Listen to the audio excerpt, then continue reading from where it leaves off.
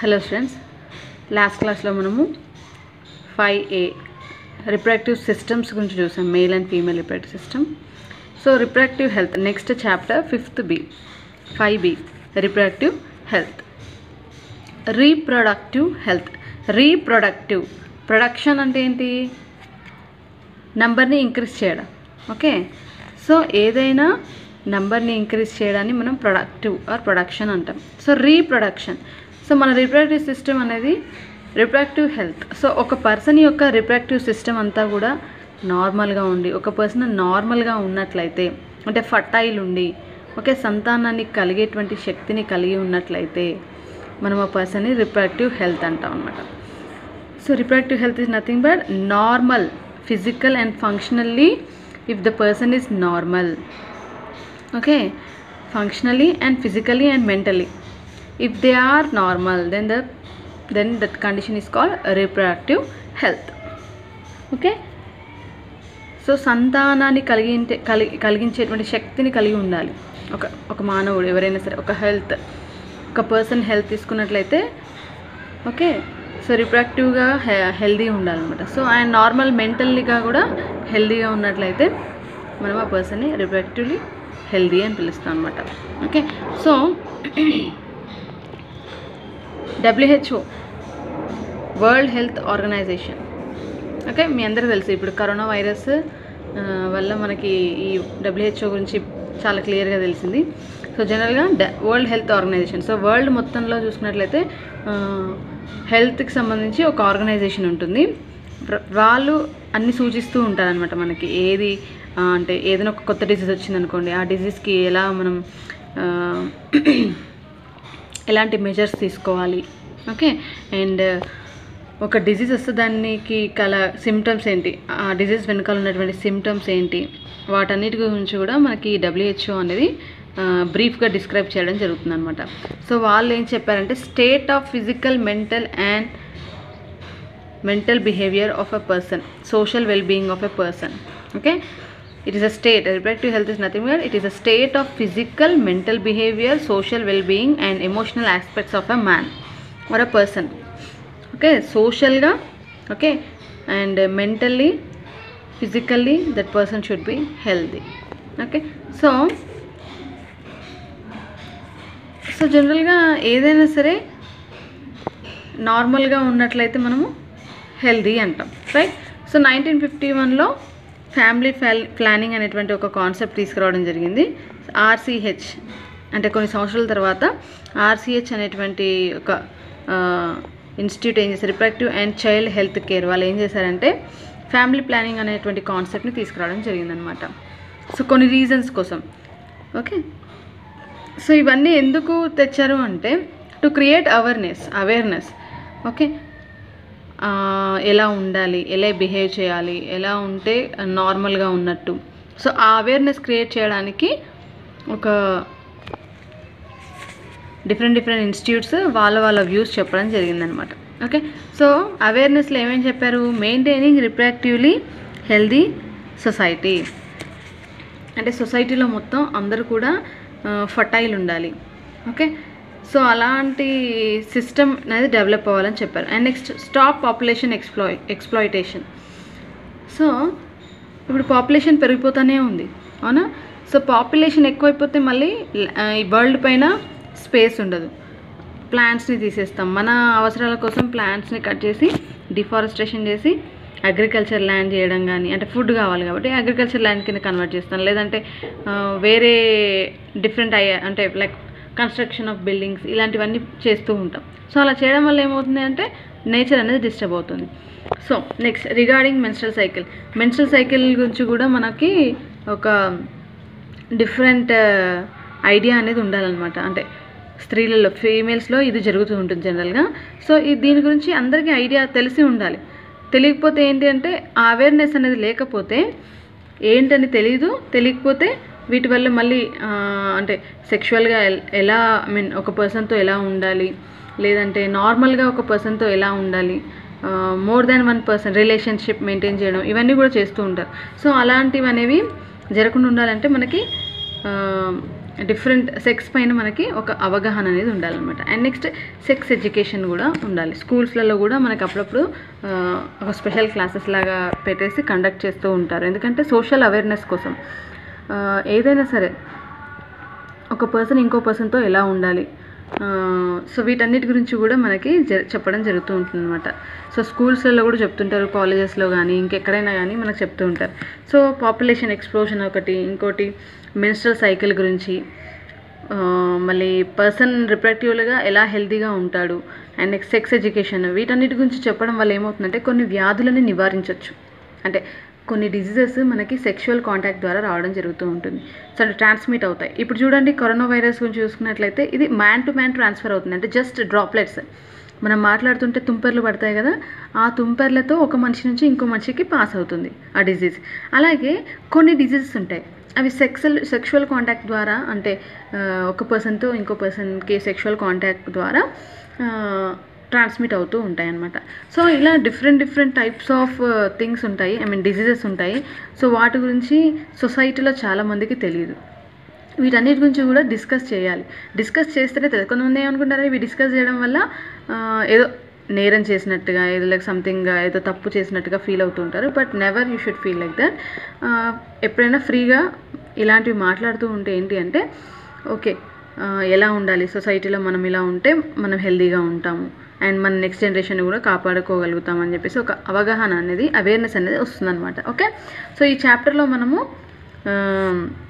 కొన్ని ప్రాసెస్ గురించి తెలుసుకుంటాం. ఫస్ట్ ప్రాసెస్ వచ్చేసి amino synthesis. Okay, population control కోసం ఒకటి తెలుసుకుంటాం. పాపులేషన్ ఎక్స్ప్లాయిటేషన్, అంటే పాపులేషన్ అనేది పెరిగిపోతుంటే uncontrolled increase in the number of people is called population exploitation.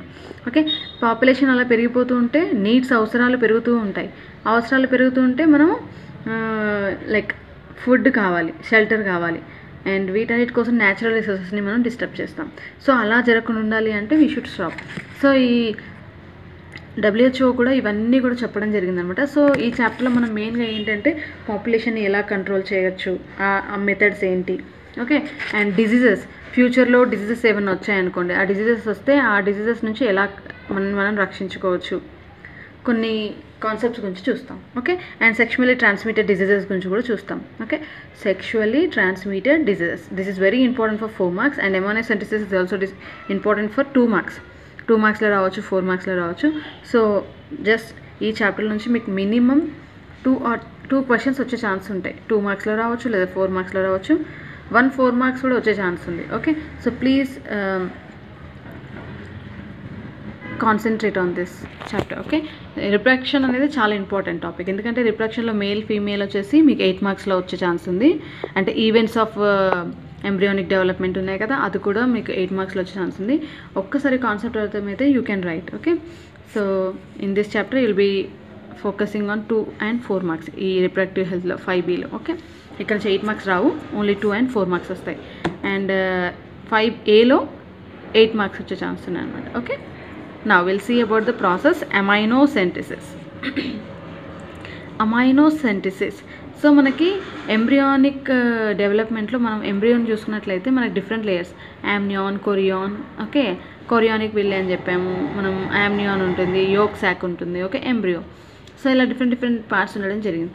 So యామ్నియానిక్ layer మధ్యలో మనకి యామ్నియాటిక్ ఫ్లూయిడ్ అనేది ఉంటుందన్నమాట. సో ఆ ఫ్లూయిడ్లో నుంచి ఉన్నటువంటి సెల్స్ని తీసుకొని క్రోమోజోమల్ టెస్ట్ చేస్తారనమాట. అంటే లైక్ ప్యాటర్న్, క్రోమోజోమ్స్ అన్ని కౌంట్ చేసి ఒక అరేంజ్ చేస్తారు. ఆ ప్యాటర్న్ అరేంజింగ్ మెథడ్ని మనము క్యారియోటైపింగ్ అంటాం అనమాట. సో క్రోమోజోమ్స్ సెల్స్లో నుంచి మన క్రోమోజోమ్ని ఎక్స్ట్రాక్ట్ చేసి ఆ క్రోమోజోమ్స్ని ఆర్డర్లో పెడతారు. సో అలా ఆర్డర్లో పెట్టి క్యారియోటైపింగ్ చేస్తారనమాట. Karyotyping is nothing but arrangement of chromosomes in order. అలా ప్యాటర్న్లో అరేంజ్ చేసినప్పుడు మనకి, అంటే ఒకవేళ ఎక్స్ కండిషన్ ఉన్నట్లయితే, అంటే క్రోమోజోమ్ అరేంజ్మెంట్లో మనకి XX క్రోమోజోమ్స్ కనిపిస్తే ఫీమేల్ అని, XY ఉంటే మేల్ అని చెప్పడం జరుగుతుంది అనమాట. సో ఇందులో ఏంటంటే క్రోమోజోమ్ని ఎక్స్ట్రాక్ట్ చేసి సెక్స్ని డిటర్మైన్ చేయడం జరుగుతుంది. ఓకే, ఇది అడ్వాంటేజ్. ఓకే, అండ్ ఆల్సో ఇంకో థింగ్ ఏంటంటే, వన్ మోర్ థింగ్ ఏంటంటే, ఈ అమైనోసెంటెసిస్ ఆమ్నియాటిక్ ఫ్లూయిడ్లో నుంచి సెల్స్ని తీసుకొని వాటిని క్రోమోజోమల్ ప్యాటర్న్ చేస్తారనమాట. నథింగ్ బట్ క్యారియోటైప్ అంటారు. క్యారియోటైపింగ్ చేస్తారు క్రోమోజోమ్స్ని. క్యారియోటైప్ అంటే ఏంటి? అరేంజ్మెంట్ ఆఫ్ క్రోమోజోమ్స్ ఇన్ ఆర్డర్లో పెడతారు. ఎన్ని మనకి 46 క్రోమోజోమ్స్ ఉన్నాయి కదా, అంటే 23 పేయర్స్ కింద ఉంటాయి, జతల కింద ఉంటాయి. So first chromosome, second chromosome అలా పేయర్స్లో ఉంటాయి అన్నమాట. సో అలా పెట్టినటువంటి క్రోమోజోమ్స్లో మనకి XX కండిషన్ కనిపిస్తే ఫీమేల్ అని, XY కండిషన్ ఉంటే మేల్ అని చెప్పడం జరుగుతుంది అనమాట. ఓకే, అండ్ ఇది సెక్స్ అనేది డిటర్మైన్ అవుతుంది ఈ టెస్ట్ ద్వారా. సో ఇది ఎక్కడ నుంచి ఇస్తారు? యామ్నియాటిక్ ఫ్లూయిడ్ ఫీటల్ స్టేజ్లో, అందుకే ప్రీనేటల్ స్టేజ్లో తీస్తారనమాట. ప్రీనేటల్ టెస్ట్ అంటే బేబీ అనేది డెలివరీ కాకముందు ఎంబ్రియానిక్ స్టేజ్లో ఉన్నప్పుడు చేస్తారనమాట ఈ టెస్ట్. మదర్ ఊంబులో, ఓకే, తల్లి గర్భాశయంలో శిశువు ఉన్నప్పుడు, పిండస్థ దశలో ఉన్నప్పుడు ఈ టెస్ట్ని చేస్తారనమాట. ఫైన్. సో అడ్వాంటేజెస్ వచ్చేసి సెక్స్ డిటర్మినేషన్కి హెల్ప్ అవుతుంది. ఐడెంటిఫైయింగ్ ద క్రోమోజోమల్ డిజార్డర్స్, అంటే ఏమైనా క్రోమోజోమల్ డిజార్డర్స్ ఉన్నాయనుకోండి, లైక్ టర్నర్ సిండ్రోమ్ కానీ, క్లైన్ఫెల్టర్ అంటే ఎక్స్ట్రా ఎక్స్ ఇక్కడ వచ్చింది అనుకోండి, దాన్ని క్లైన్ఫెల్టర్ సిండ్రోమ్ అంటాం. ఒక ఎక్స్ మిస్ అయిపోయింది అనుకోండి, దాన్ని టర్నర్ సిండ్రోమ్ అంటాం, ఫీమేల్స్లో వస్తుంది. ఒక ఎక్స్ ఎక్స్ట్రా మేల్స్లో వస్తుంది, దాన్ని క్లైన్ఫెల్టర్ సిండ్రోమ్ అంటాం. సో ఇలా సిండ్రోమ్స్ని కనుక్కోవడం, ఎందుకంటే క్రోమోజోమ్ ప్యాటర్న్ చేస్తాం కాబట్టి మనకి క్రోమోజోమల్ డిజార్డర్స్ ఏమైనా ఉంటే కనుక we can identify by this amino centesis. Fine. So this is one of the advantage. And one more disadvantage వచ్చేసి ఏంటంటే, ఇప్పుడు XX XY అన్నాం. XX ఉంటే ఫీమేల్ అంటే స్త్రీలు, నెక్స్ట్ XY కండిషన్ ఉంటే పురుషులు అని చెప్పాం. సో ఫీమేల్ వచ్చిందనుకోండి, ఒకవేళ ఫీమేల్ బేబీ వచ్చిందనుకోండి, అప్పుడు ఏమవుతుంది? ముందు తెలిసిపోతుంది ఈ టెస్ట్ చేయడం ద్వారా. తెలిసిపోతే కొంతమంది ఏం చేస్తారంటే, ఫీమేల్స్ అని తెలిస్తే చంపేయడానికి, లైక్ వాళ్ళకి ఫీమేల్స్ ఇష్టం లేకపోవడం, లేకపోతే ఫీమేల్ ఉంటే ఎక్కువ ఖర్చు అవుతుందని, అలా కొన్ని అపోహలు ఉన్నాయన్నమాట, మూఢనమ్మకాలు. సో అలాంటి వాళ్ళు ఏం చేస్తారంటే ఫీటస్ని చంపేస్తారనమాట, లైక్ అబార్షన్స్ చేపిస్తారు. సో అలా అబార్షన్స్ చేపించే అవకాశాలు ఎక్కువగా ఉన్నాయి. ఈ టెస్ట్ చేస్తే కనుక మనకు ఫీమేల్ తెలిసిపోతుంది, అంటే ఒకవేళ బేబీ కనుక ఇలాంటి కండిషన్ చూపిస్తే ఫీమేల్ అని తెలిసిపోతుంది. సో అలా తెలిసిపోయినప్పుడు ఏం చేస్తారు వాళ్ళు? ఫీమేల్ ఫీటిసైడ్ అంటే ఫీటస్ని చంపేయడం, అబార్షన్ చేయడానికి ఇంపార్టెన్స్ ఇస్తారనమాట. అబార్షన్స్ చేయండి అని చెప్పేసి డాక్టర్స్ని ఫోర్స్ చేయడం, లేదంటే మదర్ని ఫోర్స్ చేసి వాళ్ళు ఫీటిసైడ్ని చేయడం జరుగుతుంది. They will do female foeticide. Okay, this is one of the major disadvantage of amino centesis. Okay, so this is very important for 4 marks and also sometimes for 2 marks. Okay, so go through. Next population explosion అంటే population అనేది control కాకుండా అలాగే number అనేది increase అవుతూ ఉంటుందని మనం ఏమంటాం? Population explosion అంటాం. సో ఎలా పెరిగిపోతూ ఉన్నది పాపులేషన్ అనేది అంటే, మనం పాతకాలంలో మనం హిస్టారికల్ డేస్లో చూసుకున్నట్టయితే ఏన్షియంట్ డేస్లో ఏమవుతుండేది? ఎక్కువ డిసీజ్ వచ్చేవి, అందరూ ఒకటేసారి చనిపోయేవాళ్ళు, గ్రూపులుగా చనిపోయేవాళ్ళు. ఒక ఏరియాలో ఉన్న పర్సన్స్కి ఏదైనా ఒక అంటువ్యాధి వచ్చిందనుకోండి, కంటామినేషన్ ద్వారా కానీ ఏదైనా వచ్చిందనుకోండి, అందరూ ఒకటేసారి చనిపోయేవాళ్ళు. ఓకే, సో అలా జరిగేవి ముందు కాలం. సో అప్పుడు పాపులేషన్ అనేది కొంచెం నార్మల్గా ఉండేది. కానీ ఇప్పుడు ఏమైపోయిందంటే ఇన్ఫాంట్ మోర్టాలిటీ రేట్ డిక్రీజ్డ్. అంటే ఏంటంటే, కొంతమంది పూర్వంలో చూసుకున్నట్లయితే చిన్నపిల్లలు కొన్ని వ్యాధులతో కానీ కొన్ని ఇబ్బందికరమైన జబ్బులతో చనిపోయేవాళ్ళు ఎక్కువ శాతం. కానీ ఇప్పుడు అలా లేదు, డెవలప్మెంట్ జరిగింది. ఓకే, అంటే టెక్నాలజీస్ పెరిగాయి కాబట్టి చిన్నపిల్లలకి జాండీస్ వచ్చినా, ఏదొచ్చినా, చిన్న ఏమైనా ఎఫెక్ట్స్ వచ్చినా, అంటే కొంతమందికి ఆహార వాహిక మరియు శ్వాసనాళం రెండు కూడా కలిసిపోయి పుడుతుంటారు. సో అలా జరిగినప్పుడు కొంతమంది చనిపోవడం జరుగుతూ ఉంటుంది. కానీ ఇప్పుడు ఏంటంటే టెక్నాలజీ పెరగడం ద్వారా ఏమైందంటే ఇన్ఫాంట్ మోర్టాలిటీ రేట్ డిక్రీజ్ అయింది. అంటే చనిపోవట్లేదు శిశువులు, వాళ్ళకి ఆపరేషన్ సర్జరీస్ చేసి వాళ్ళని బ్రతికిస్తున్నారు.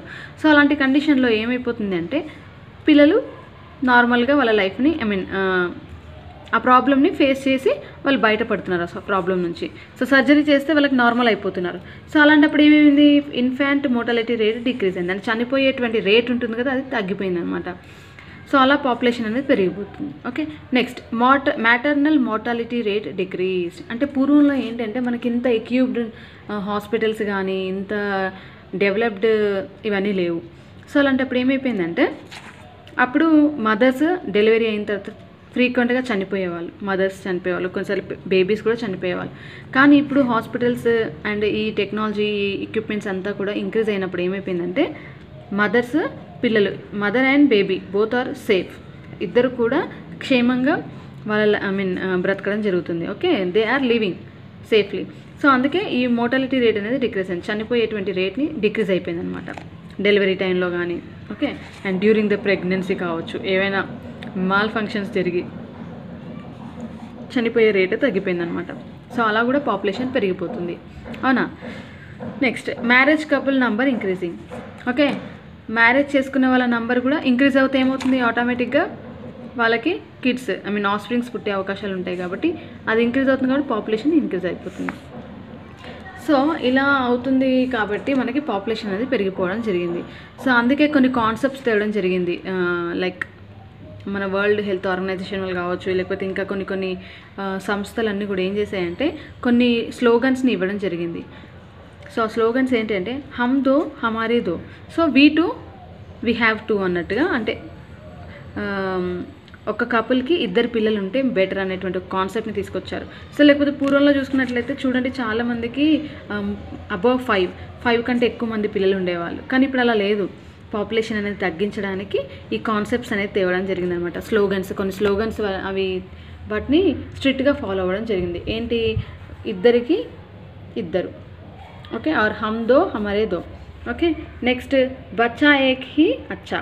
ఓకే, సో బచ్చా ఏక్ హీ అచ్చా అంటే ఏంటి, ఒక్కళ్ళే ముద్దు ఒక్క బిడ్డ ముద్దు అన్నట్టుగా. కొంతమంది సింగిల్ చైల్డ్ ఈజ్ బెటర్, అంటే ఇంతమందిని కానీ వాళ్ళని బాధ పెట్టే కంటే లైక్ ఫీడ్ చేయాలంటే వాళ్ళకి ఫుడ్ ప్రొవైడ్ చేయాలంటే కష్టం కదా. సో అందుకని ఒక్కరికే లైక్ బర్త్ ఇచ్చి వాళ్ళని బాగా చూసుకోవాలి అనేటువంటి కాన్సెప్ట్ని తేవడం జరిగిందనమాట. సో ఓకే, సో అలా పాపులేషన్ని కంట్రోల్ చేయొచ్చని కొన్ని మెథడ్స్, కొన్ని స్లోగన్స్ని పాటించి ఇప్పుడు కూడా ఫాలో అవుతూ ఉన్నారనమాట. Fine, so this is about thing. And next one more, population control. Okay, so మనం ఇక్కడ పాపులేషన్ కంట్రోల్ అంటే పాపులేషన్ని ఎలా కంట్రోల్ చేయొచ్చు అనేది 20 కాన్సెప్ట్ని చూస్తాము. సో మెయిన్గా పాపులేషన్ కంట్రోల్ అనేది కొన్ని కాంట్రసెప్టివ్ డివైజెస్ ద్వారా చేయొచ్చు. ఓకే, అంటే కొన్ని డివైజెస్ ద్వారా కూడా చేస్తారనమాట.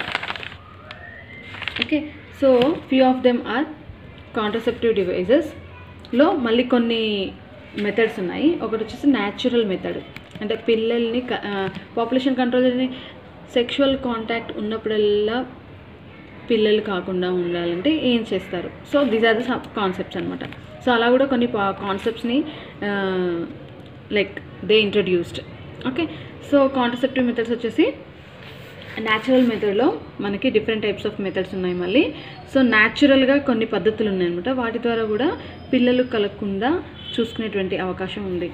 సో ఈ మెథడ్స్లో చూసుకున్నట్టయితే ఫస్ట్ వన్ వచ్చేసి పీరియాడిక్ అబ్స్టెయిన్ అంటారు. పీరియాడిక్ అబ్స్టెయిన్ అంటే ఏంటి అంటే, సో మనం ఆల్రెడీ చెప్పాను నేను లాస్ట్ క్లాస్లో మెన్స్ట్రల్ సైకిల్ చదివేటప్పుడు, on every 14th day ovulation జరుగుతుంది, అంటే ఓవా రిలీజ్ అవుతుంది. అంటే నార్మల్గా సెక్షువల్ ఇంటర్కోర్స్ జరిగినప్పుడు, సెక్షువల్ కాంటాక్ట్ జరిగినప్పుడు there is no chance for getting pregnancy. Okay, ఈ కాన్సెప్ట్ని బాగా మైండ్లో పెట్టుకోండి. On every sexual contact there is no chance of getting pregnancy.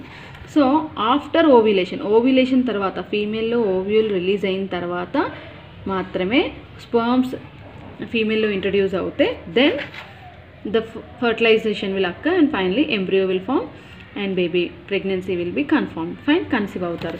So అంటే ఏంటి, ఈ 14th బిఫోర్ టు అంటే ఈ సైకిల్ అనేది కొంచెం అటు ఇటు అవుతూ ఉండొచ్చు.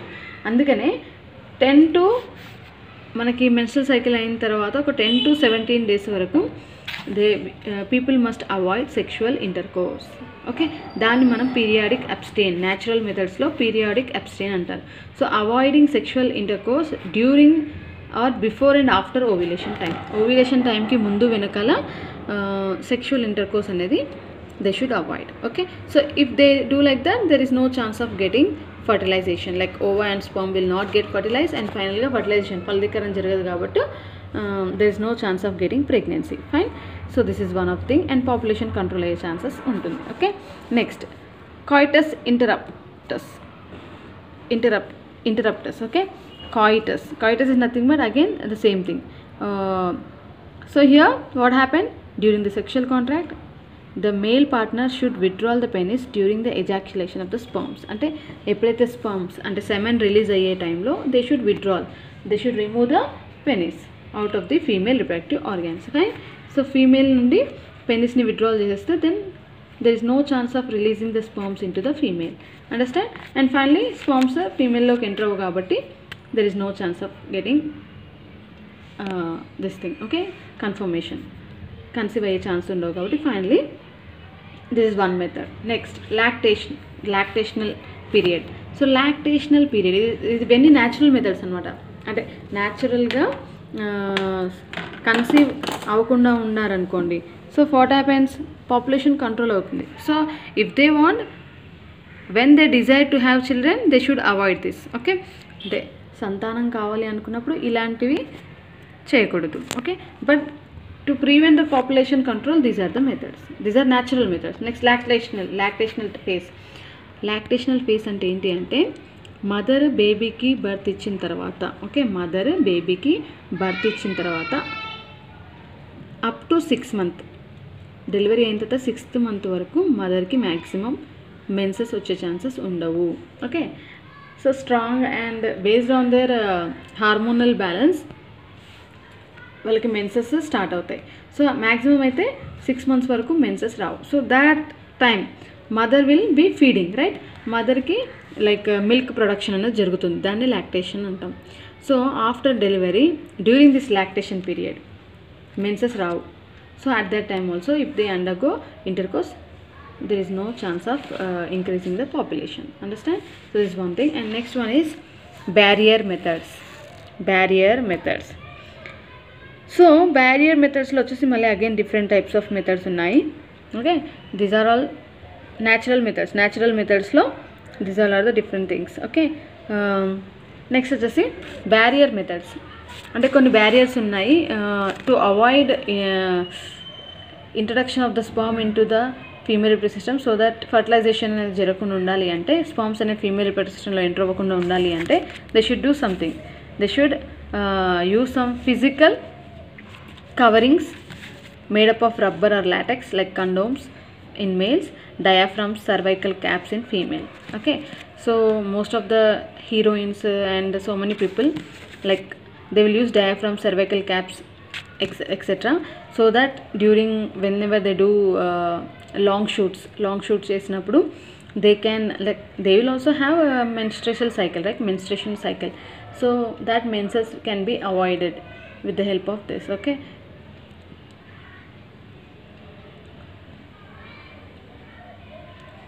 so these are the things. And next, so these are the few things which are used physically. And next, IUDs. Okay, intrauterine devices. ఇవి 2 marks లో అండ్ వీటి గురించి డిస్క్రైబ్ చేయమని ఆన్సర్ ఉన్నాయి మీకు 4 marks లో. Suggest IUDs are nothing but intrauterine devices. So these are generally made up of creams and jellies. Okay, these are chemicals made up of creams and jellies, and they stop fertilization of ova with sperm. స్పర్మ్తో ఫలదీకరణ ఓవాతో sperms వెళ్ళి fertilise అవ్వకుండా, అంటే ఫలదీకరణ జరగకుండా ఆపుతాయి అన్నమాట. ఇవి కెమికల్స్తో ఏర్పరుస్తారు, క్రీమ్స్ అండ్ జెల్లీస్. వాటిని మనం ఇంట్రాయూటరైన్ డివైసెస్ అంటాం. Fine. Next, non medicated IUDs. అంటే ఇందులో ఏం చేస్తారంటే ఈ డివైసెస్ ఏం చేస్తాయి అంటే స్పర్మ్స్ వచ్చాయనుకోండి, ఫీమేల్ రిప్రొడక్టివ్ సిస్టంలోకి ఇంట్రడ్యూస్ చేస్తారు. అప్పుడు ఎప్పుడైతే స్పర్మ్స్ ఫీమేల్ బాడీలోకి రావడం జరుగుతుందో అప్పుడు IUDs వచ్చేసి ఈ స్పర్మ్స్ని ఫాగోసైట్ చేస్తాయి అనమాట. అంటే they will eat this cells and they will kill and destroy the sperms. Okay, అంటే ఫీమేల్ WBC వచ్చేసి స్పర్మ్స్ని రికగ్నైజ్ చేసి they will kill the sperms and finally they will phagocyte it. Okay, and phagocytosis అనేది process ద్వారా they will white blood cells will be killing the sperms when this device are used. Non medicated IUDs. Okay, next, copper release IUDs. Okay, These copper released IUDs, they will suppress the motility of the sperm, fertility and fertile capacity of the sperm ని reduce చేస్తాయి అనమాట. అంటే sperm కదిలేటువంటి శక్తిని కలిగి ఉండాలి. It should be motile. అప్పుడే కదా వెళ్ళి ఓవర్తో ఫర్టిలైజ్ అవుతుంది. సో ఇవేం చేస్తాయంటే కాపర్ రిలీజింగ్ ఐయుడీస్ ఏం చేస్తాయంటే they will suppress the motility of the sperms యొక్క కదలికని ఆపేస్తాయి. నెక్స్ట్ ఫర్టిలిటీ, శక్తిని, వాటి యొక్క శక్తిని ఇవి నశింపజేస్తాయి అన్నమాట. ఓకే, ఫర్టైల్ అంటే వెళ్ళి ఫర్టిలైజ్ అయ్యేటువంటి అంటే ఫలదీకరణ జరుపుకునేటువంటి శక్తిని నశింపజేస్తాయి అన్నమాట. Okay, so some of them are CU7, multiload 375. Okay, these are the copper releasing IUDs. These are acting like a suppressors. Okay, next hormone releasing IUDs. ఇవి ఏం చేస్తాయంటే ఈ డివైసెస్ హార్మోన్స్ని రిలీజ్ చేస్తాయి ఫీమేల్ బాడీలో.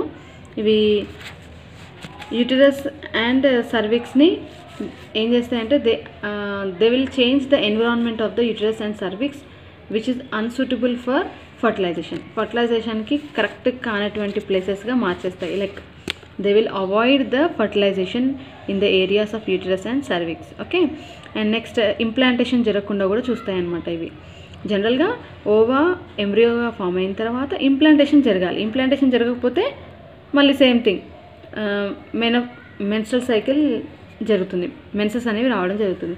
సో ఇంప్లాంటేషన్ జరగాలి. Implantation జరగకపోతే there is no use of fertilisation.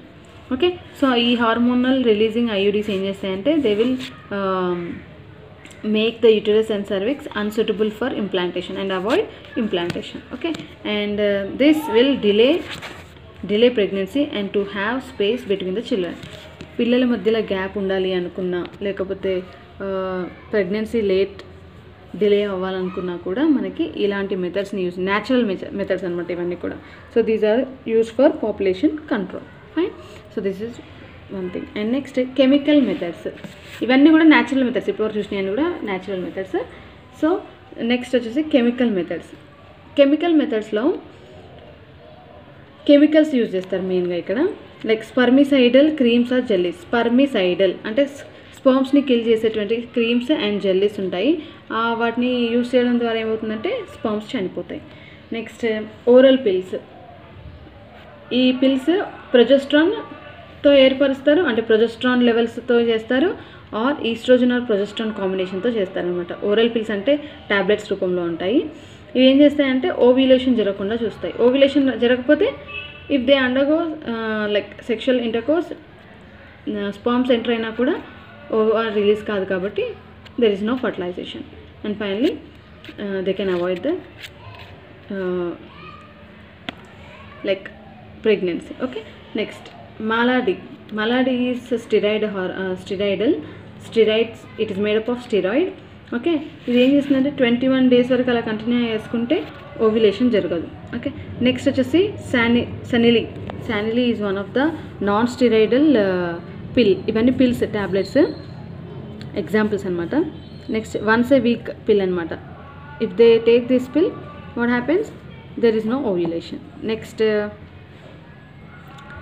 CDRI, central drug research institute, వీటిని తయారు చేయడం జరిగిందనమాట. Central drug research institute, they have prepared this medicine like oral pills, not medicine, oral పిల్స్ని they introduced అనమాట. Okay, next implants. కొన్ని implants అని ఉంటాయి, ఆ స్కిన్ కింద ఇంప్లాంట్ చేస్తారనమాట, స్కిన్ కింద పెట్టేస్తారు. They will doctors in the presence of doctors this will be inserted in the skin కింద పెట్టడం జరుగుతుంది అనమాట. అంటే సర్జరీస్ లాగా, అంటే లేజర్ ట్రీట్మెంట్ దేనివల్ల కానీ ఇవి ఇంప్లాంట్స్ని ఇంట్రడ్యూస్ చేస్తారు బాడీలోకి. అవి ఏం చేస్తాయన్నమాట, కొంత పీరియడ్ వరకు, అవసరమైనటువంటి పీరియడ్ వరకు పెడతారు, అలా అవాయిడ్ చేస్తారన్నమాట ప్రెగ్నెన్సీని. Okay, they are kept under the skin for required period. అవసరమైనంత వరకు అలా ఇంప్లాంట్స్ని బాడీ కింద లైక్ స్కిన్ కింద పెట్టడం జరుగుతుంది. సో ఇదేం చేస్తుంది, ప్రెగ్నెన్సీని అవాయిడ్ చేస్తుంది. Okay, so these are the methods which are playing very important role for population control. Fine, so this is about the methods which are contraceptive methods or devices which are helpful for preventing the population like explosion. Okay, and also to control population. Fine, thank you.